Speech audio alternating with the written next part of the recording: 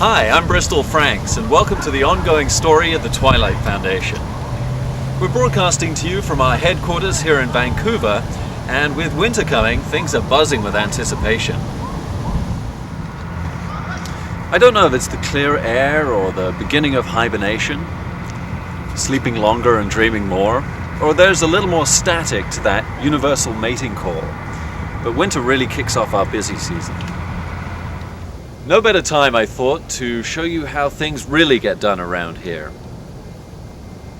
So I've stepped away from all our highly refined equipment inside, away from their ambient radiation and whirring algorithms, because it's here I can answer that question most frequently asked of me by our members and those like yourselves who've considered contacting us.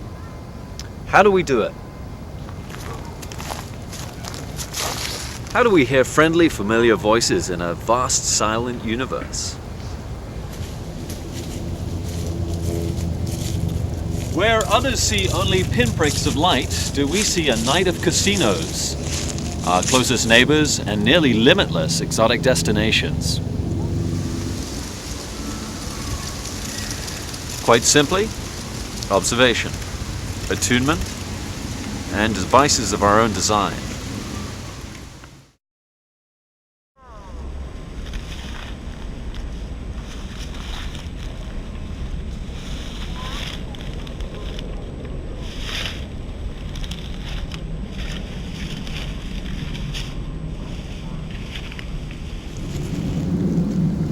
Although the equipment we have fine-tuned inside allows me to see around the globe and around the stars, creating a complex outline of the universe, its travelers, and the ways they like to recreate.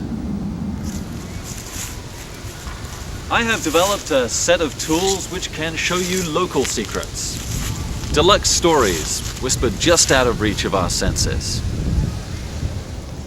Tools I show all our members how to use.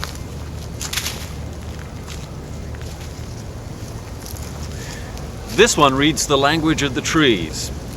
The pine, this one is built for. Form a pattern in the soil by rolling the pine cone in the loose dirt, especially the black soil underneath a thick blanket of pine straw.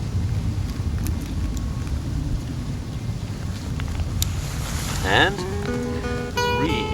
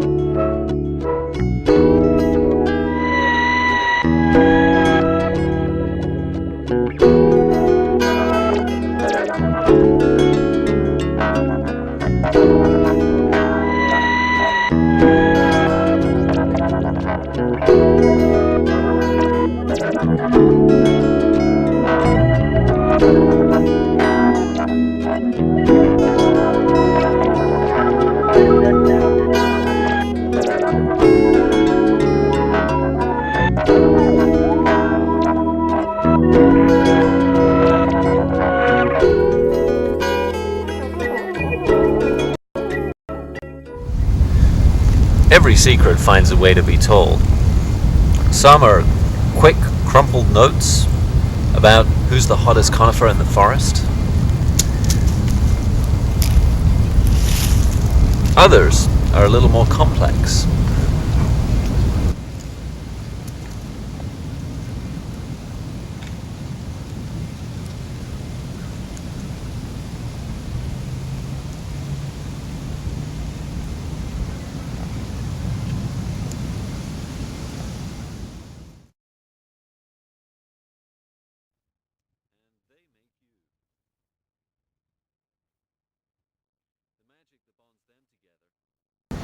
These arrive together and they make you. The magic that bonds them together you're dissolving all the time. And taking drugs encourages this sensation as it reveals the contents of the cells and bits of yourself, and they reveal their secret to you.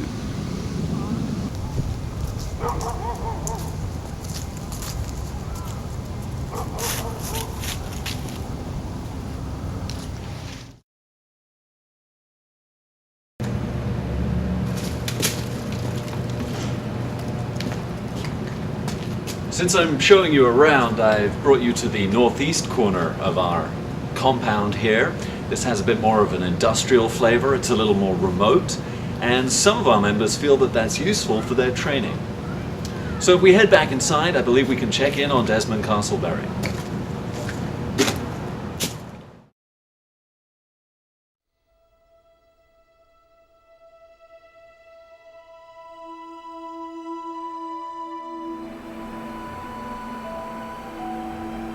The last time we saw Desmond, he was mostly all smiles, a little out of sorts from some pretty intense dissolving practice. Desmond and I have spent weeks together, learning and rehearsing the customs of his chosen people, thawing out and preparing morsels of their native cuisine, which I keep in the freezer here. Searing into his every cell a tiny ID code, which might survive the transformation into a liquid or even a gas form and could assist in the emergency retrieval of his cells. Now though, Desmond is in the final stages of his training. Here at the Twilight, we call this final stage capacity discovery. During capacity discovery, the focus moves inside a member. Since I first met Desmond, I've been searching for that hot nugget of impossibility, that secret our parents never told us. Like how good alcohol feels. For Desmond, it made his parents think the skateboard was the devil, and made him think and dream at night of falling out of the trees in his yard. Well, for Desmond's final test, I've assigned him the task of levitating, actually levitating twice. He succeeded on the first attempt, as I thought he might, but since that first success, he set up a Polaroid camera down at his feet, and every time that he thinks that he feels his body lifting up off the floor, he takes a snap. I've told him that I don't think that it's helping. I don't think levitating wants to be caught so colorfully.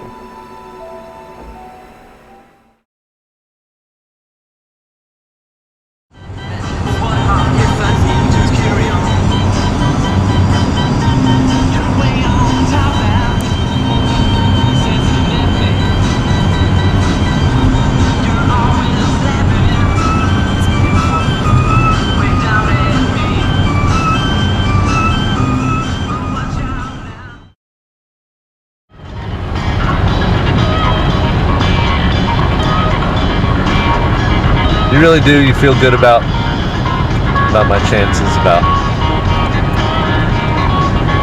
Desmond, we've been through months of training. We've spent hours practicing rituals, acquainting ourselves with the customs and styles of the people to find out for yourself just how ready you are to meet them and just how excited they are to meet you.